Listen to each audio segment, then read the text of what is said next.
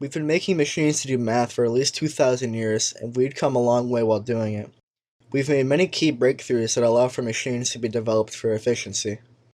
The most important technological breakthrough has to be the transistor. The transistor was a replacement to the previous vacuum tube.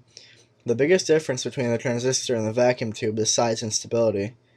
But in order to truly show the bottleneck, I have to introduce you to a machine of the time that made ample use of these vacuum tubes, but inadvertently shows the flaws of the vacuum tube.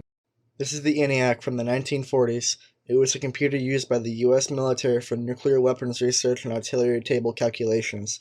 It used vacuum tubes and, according to a radio broadcast from the U.S. Bureau of Public Relations, this machine is the most intricate and complex electronic device in the world, requiring for its operation 18,000 electronic tubes. Some idea of the machine's complexity can be gained when it is compared to the average radio, which has 10 tubes, the largest radar set, having 400 tubes, and the B-29 bomber with less than 800 tubes.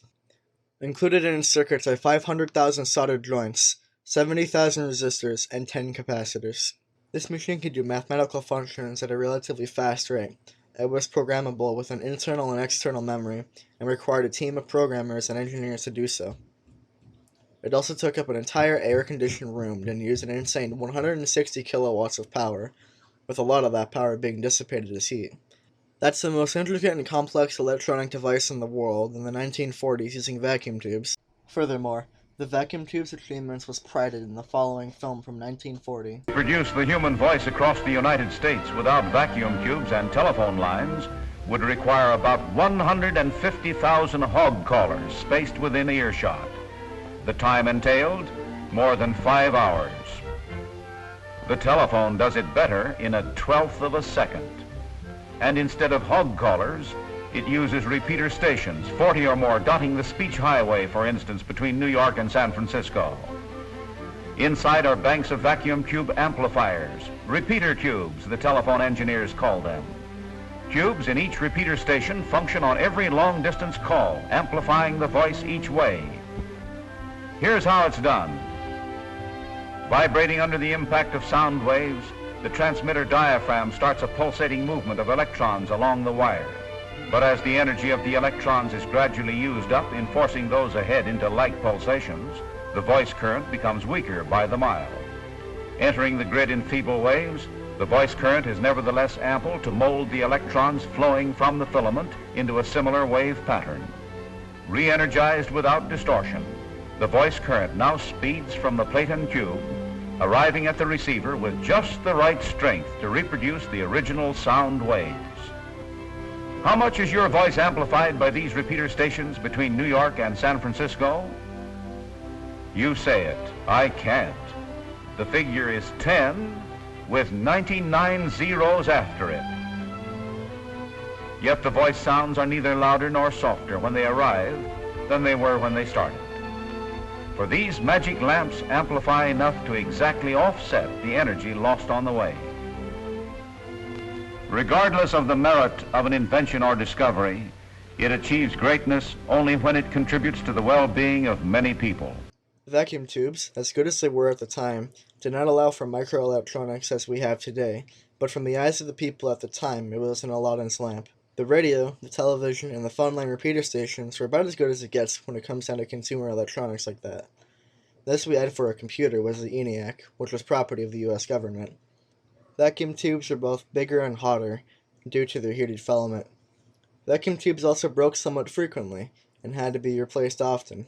There were often tube testers available for this reason. These factors mean we couldn't jam-pack vacuum tubes close together for a long time, but there was a new electronic device coming soon that will change that forever. This film from 1953 shows an interesting outlook on technology a few years after the invention of the transistor. A new device that can do many of the jobs done by the vacuum tube and many the tube can't do. Let's see how the transistor and tube measure up. First off, the vacuum tube is power hungry.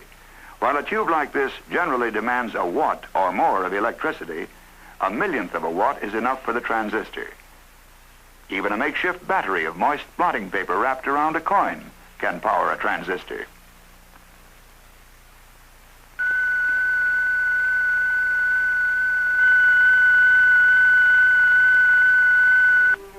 The vacuum tube gets pretty hot, sometimes a little too hot.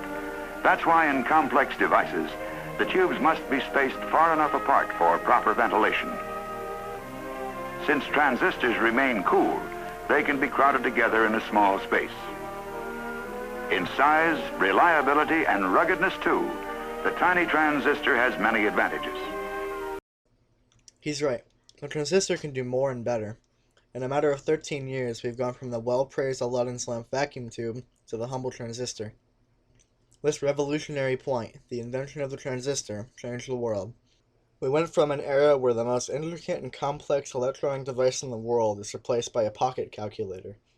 A year after this film, the first transistor radio was developed, and a short time later, mini computers started to take place. No, not tiny computers. Computers that we would consider normal today.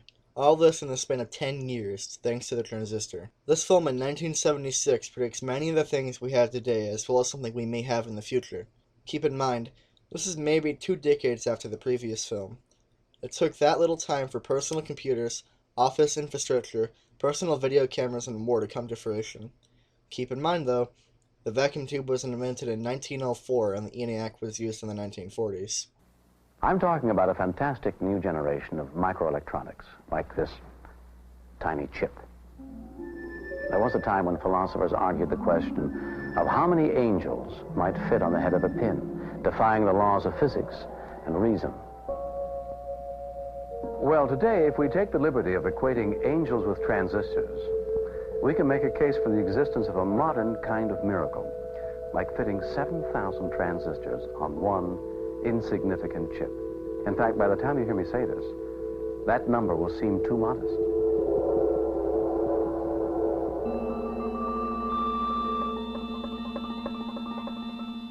That's quite an accomplishment, as you'll see.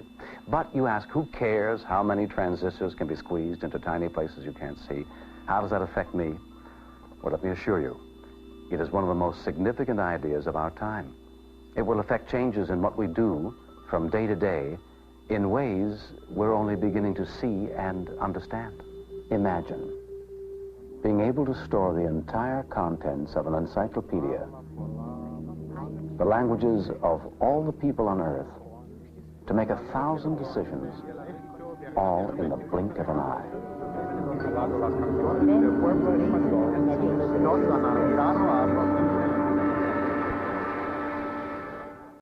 He outlines very clearly the truth about the future. In a span of just a short time, all the futuristic ideas he discusses are able to become reality, and he even realizes by the time someone's viewing this footage, the number of transistors might even be humble. He wasn't wrong. The transistor opened up the gates to a world of microelectronics and a snowball effect into the modern age. Today, we have machines that can generate human-like faces on the fly, applications that can simulate fluid dynamics, and predict the best path to a destination and avoid traffic accidents. Without the transistor, they'd be stuck in an age of replacing broken tubes and having power usage in the hundreds of watts. These films are separated with very little time, yet so much progress was made. We use the transistor in more applications and replace the vacuum tube with them, yet the vacuum tube and the transistor are similar. They do the same jobs, switching, amplification, logical functions, but the transistor does it better, faster, and smaller. These films from 1940, 1953, and 1976 all show the revolution of the transistor. From the 1940s, when the biggest achievement was a calculator that took up the entire room, to the 1953, with a promising outlook on computer technology. And a mere 23 years later, going so fast we realized tomorrow wouldn't be anything similar to today, all because of the transistor. Thank you for watching my documentary on the revolution of transistors.